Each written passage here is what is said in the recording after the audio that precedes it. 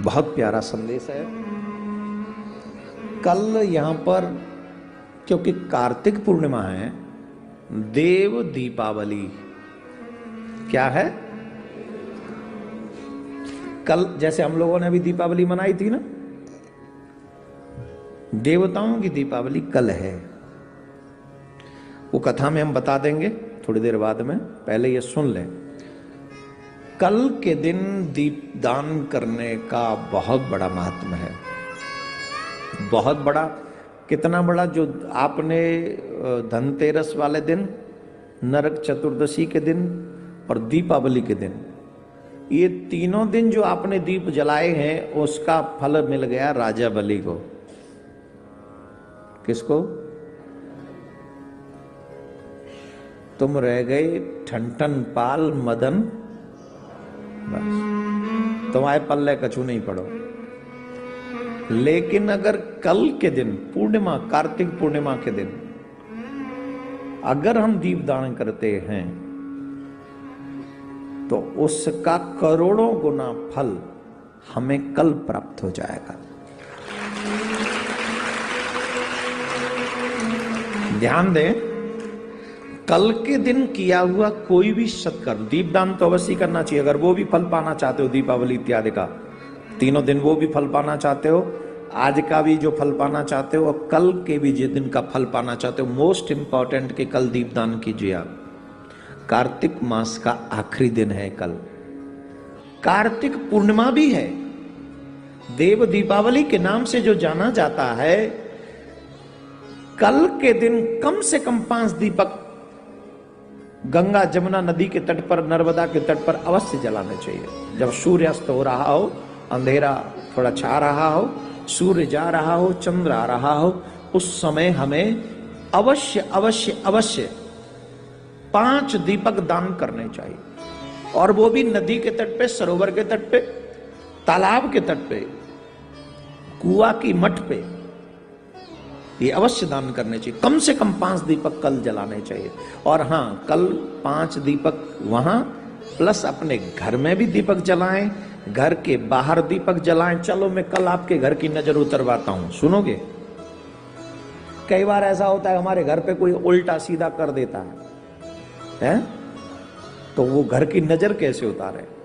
कल के दिन जब दीप दान करें तो एक घर के दीपक बाहर आके दान कीजिए, और एक दीप से अपने पूरे घर की 7 बार ऐसे नई झाड़ू लीजिएगा। देखो, मैं आजकल हो गया हूं तुम्हारी समस्याओं का समाधान करने का उपाय बताने लग गया हूं। पहले सिर्फ कथा ही सुनाता था, हाँ या ना? पहले सब नहीं बता, अब बताना पड़े लोगों को। बीमार बहुत हो गए भाई, तो अब थोड़ा सा ये झाड़ फड़ूस वाला भी काम सीखना पड़ेगा। एक गुरु बनाना पड़ेगा हमें इसके लिए, जो तुम्हारे ऊपर झाड़ फूस करे, कुछ ऐसा थोड़ा सीखना पड़ेगा। अब क्या करे, डिमांडेबल चीजें है भाई। कथा सुनने वाले लोग कम है आजकल। यही बताओ हमारा जैसे कैसे होगा, थोड़ा बताएं बताना पड़ता है, क्या करें। सुनो, नई झाड़ू लेना कल, आज चाहो तो आज भी कर लेना शाम को, और कल भी, दोनों दिन कर लो, क्या बुराई है? दोनों दिन करो, अच्छा है। कोई बुरे भाव से थोड़ी कर रहे हो, थोड़ा अच्छा काम कर रहे हो। तो लेके, झाड़ू लेके, दीपक लेके, पहले दीपक से 7 बार ऐसे करना है, घर की आरती उतारनी। अलाए वलाए कछु ना रहे, अलाए वलाए कछु ना रहे, ऐसे ही बोलो भगवान का नाम। नहीं, भगवान का नाम ले लेके, जिन भगवान को भी आप मानते हो, 7 बार ऐसे, और 7 बार फिर झाड़ू से ऐसे करें, और 7 बार झाड़ू से ऐसे करके घर की, और फिर उसको जमीन पे ऐसे 4-5 बार, 5 बार ऐसे मार दें।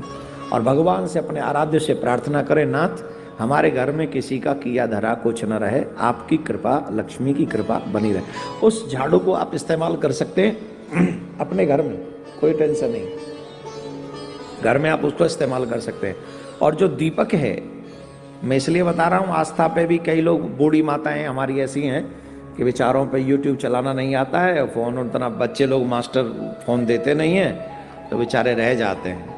तो इसलिए अभी पहले से ही बता दूँ कि दीपक ऐसे करके 7 बार वो वहीं बाहर रख दें, घर के बाहर। झाड़ू को घर के भीतर ले जाएं, और दीपक घर में भी वैसे ही जलाएं जैसे दीपावली पे जलाते हैं आप। कल भी वो देवताओं की दीपावली कल है, और 5 दीप, ये हो गया तुम्हारे घर की नजर उतारने का टोटका। ऐसा जरूर कर लें कल, भगवान से प्रार्थना कर दें। और सभी देवता धरती पे होंगे कल, याद रखें, जितने भी देवता हैं सब धरती पे होंगे रात्रि के समय, क्योंकि देव दीपावली है, सब लोग धरती पे रहते हैं। तो आप उनसे प्रार्थना करोगे तो अवश्य वो आपकी प्रार्थना को सुनेंगे।